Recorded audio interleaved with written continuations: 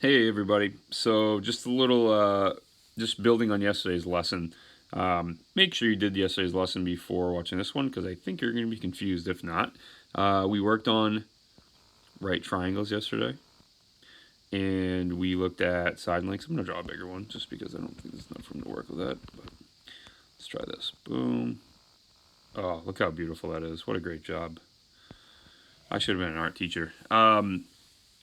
So in today's problem, a little different than yesterday, they're going to give you a leg, like 5 yards, and then they're going to give you, actually, let's not do that in this one.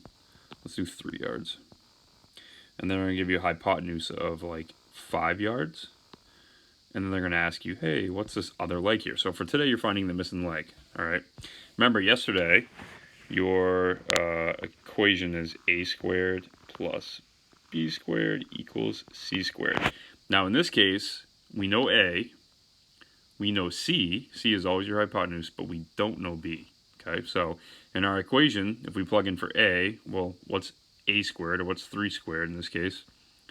You're gonna have 9 plus b squared, we don't know that, right, equals, and what's 5 squared? You should know that, it's 25, okay?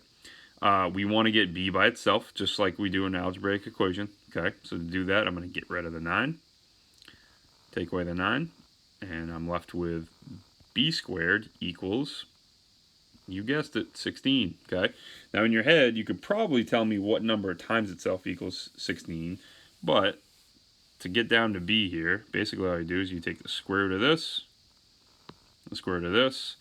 So b squared, if we take the square root of that, it's literally just telling us that it's whatever's in front there, in the square root symbol there. So this is just b. You're just unsquaring it.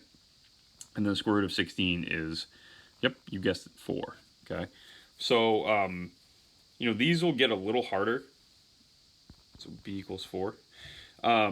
These will get a little bit harder, but just using a calculator, make sure you have your equation, okay?